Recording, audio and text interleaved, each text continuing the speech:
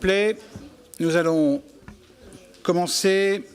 Madame la ministre, Monsieur le ministre, mes chers collègues, nous accueillons donc aujourd'hui Madame Jacqueline Gourault, ministre de la Cohésion des Territoires et des Relations avec les collectivités territoriales, et Monsieur Olivier Dussopt, secrétaire d'État auprès du ministre de l'Action et des Comptes publics, pour une audition consacrée à la réforme de la fiscalité locale.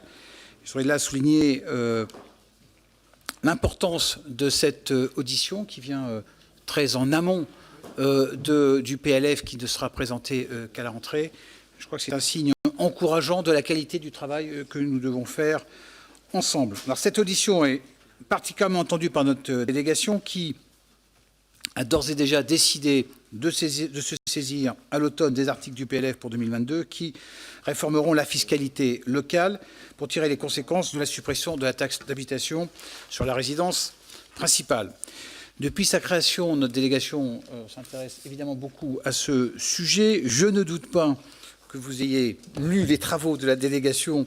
Il y a eu plusieurs travaux successifs. D'abord, une mission de suivi des travaux sur le rapport qui avait été confié par le Premier ministre à Dominique Bure et Alain Richard.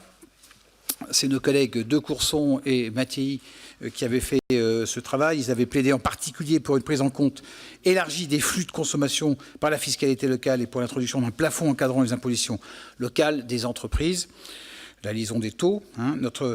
Nos collègues avaient également proposé d'exonérer les détenteurs de résidences secondaires les plus modestes et d'ouvrir la possibilité pour les propriétaires non occupants de répercuter sur les locataires les augmentations de taxes foncières.